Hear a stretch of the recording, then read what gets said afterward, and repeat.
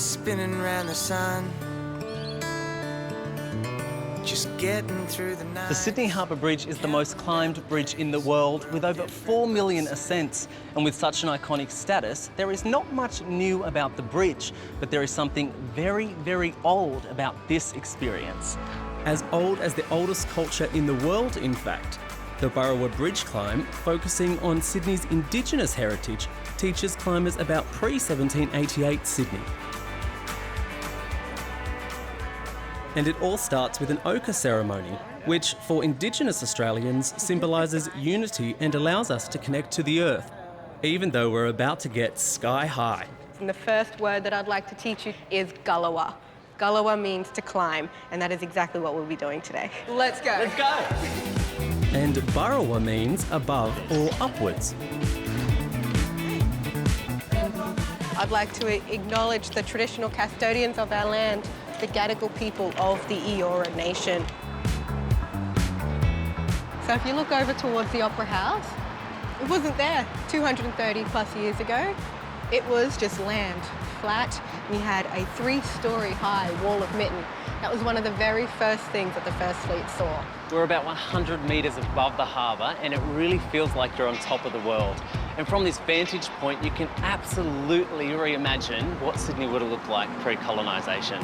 Let me tell you, there's a very special energy in the air up here. And a helicopter. The 3-hour climb takes the summit path. That's 1,332 steps for anyone monitoring their daily count. Check out the view, everybody. And the summit is a breathtaking 134 metres above the harbour. Bennelong Point was named after a very significant man in our history, Bennelong. He was a Wongal man, and then his wife, Barangaroo. Now, they were complete opposites. He knows Bennelong as an interlocutor of 2 different nations, being really close friends with Arthur Phillip. And then you have Barangaroo, known to us as the symbol of resistance. Opposites do attract, though. Stomp your feet. Move your head with every The stomp. stories are incredible, but my personal favourite moment is an interpretive dance inspired by a Dreamtime eel. We all have an eel inside of us. Well, I feel like there's a penguin inside of me, but well, that's all right. You're a good-looking penguin.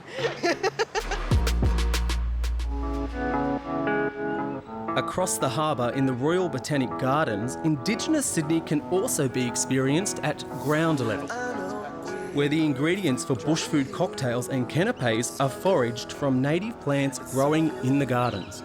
So this is the bunya nut tree.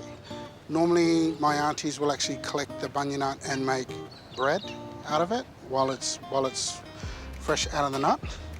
So if you open it up, it is basically a pine nut. Oh, wow. So you need to open this again. Can you use your teeth to open it? No. You're real mob, eh? True blackfellow, eh? Yeah. Want to bite into it. Want to bite into everything. Ah.